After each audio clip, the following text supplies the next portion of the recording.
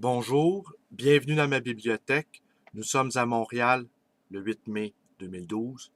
Mon nom est Bruno Lalonde et aujourd'hui je vous lis un petit éditorial. Et pourtant, vous avez peur. Il y a quelque chose de vicié dans l'air. Le fond de l'air est brun. Nous ne faisons pas l'apologie de la violence, mais nous connaissons la pensée de Gandhi. La non-violence est préférable à la violence, mais la violence est préférable à la lâcheté. Cette phrase-là, même, nous fait peur. Hier matin, la une du Journal de Montréal sur les anarchistes. La chasse aux sorcières est à nouveau ouverte. Et il faudrait être un peu lâche pour ne pas le voir. Les services secrets canadiens et le groupe Gamma enquêtent sur les anarchistes, les altermondialistes, les écologistes, etc. Et enfin, tous les groupes qui aspirent au changement, et bientôt cela est imminent, ils les appelleront tout simplement terroristes. Et c'est ainsi que se met en place une démocratie totalitaire. Et le groupe Gamma et les services secrets canadiens tiennent à ce qu'on le sache. Cette une du Journal de Montréal est une intimidation en bonne et due forme. Depuis que j'ai commencé à faire mes vidéos éditoriaux, on m'a fait toutes sortes de commentaires off the record. Je devrais faire attention à ce que je dis. On peut m'écouter. Ah tiens, on écoute maintenant. On peut me ficher. On peut m'espionner. On peut me traîner devant les tribunaux. On peut casser ma vitrine. On peut me menacer. On sait où me trouver, etc. Toutes ces mises en garde, on me les a fait amicalement pour mon bien. Ce sont en général des gens qui ont de la sympathie pour moi. Et ce que j'en retiens de ces mises en garde, c'est que nous vivons tous dans la peur. Il ne faut plus parler. Je pense à cet intellectuel de renom qui, il y a quelques jours à ma librairie, se désolait du silence des intellectuels. Je ne connais pas beaucoup d'intellectuels qui ont du courage intellectuel.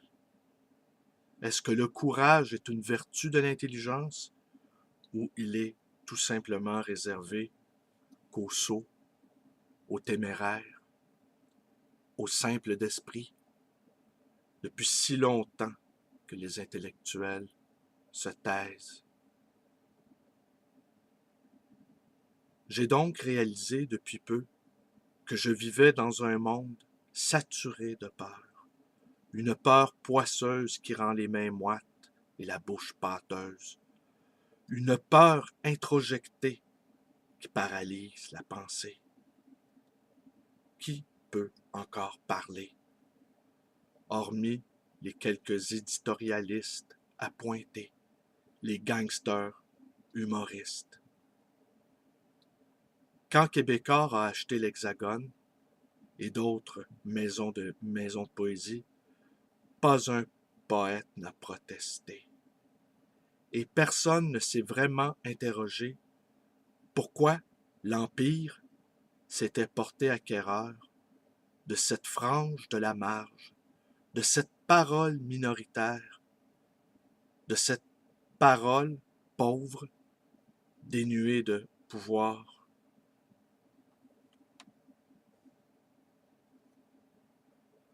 Québécois sponsorise le Festival de la poésie de Trois-Rivières. Et dans le même élan, il déclare la guerre ouverte aux dangereux anarchistes.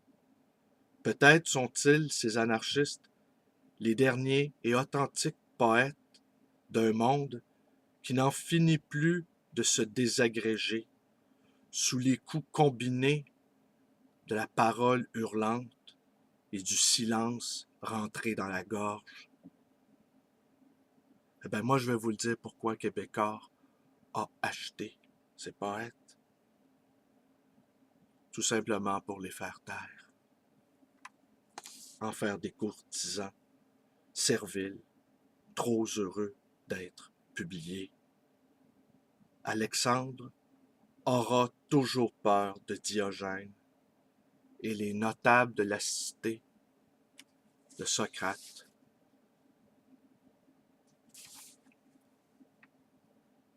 J'ai la naïveté de croire que je vis dans une société ouverte, prête à recevoir une parole dure, une parole qui ne correspond pas à la doxa dominante. J'aime croire que la liberté d'expression va de pair avec la démocratie vivante. Peut-être n'ai-je pas atteint le cynisme tarifié de certains. Peut-être je ne me résous tout simplement pas à être un lâche. Un vieux fond d'orgueil enfantin, buté, sans doute. L'ado que j'ai été et qui me toise avec ses yeux perçants et qui ne me concède rien.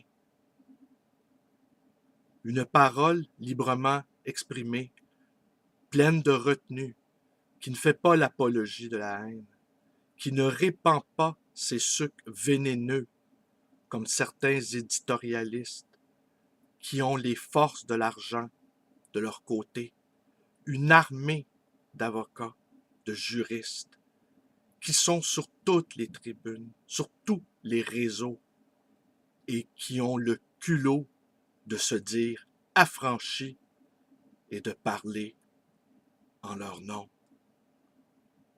Des bonimenteurs, simplement. Une parole, disais-je, qui ne fait pas l'apologie de la violence, qui ne pratique pas l'insulte. Une parole qui reste digne. Est-ce qu'une société comme la nôtre peut maintenant supporter cela?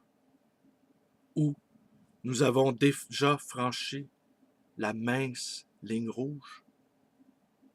Alors, à ce moment-là, il nous faudra vivre une vie philosophique, c'est-à-dire une vie qui place la dignité, l'honneur et le courage au-delà de tout, et d'en assumer les conséquences. Autrement, bien, l'Empire, pour atténuer l'angoisse de vivre, nous prépare un beau programme en attendant la crémation.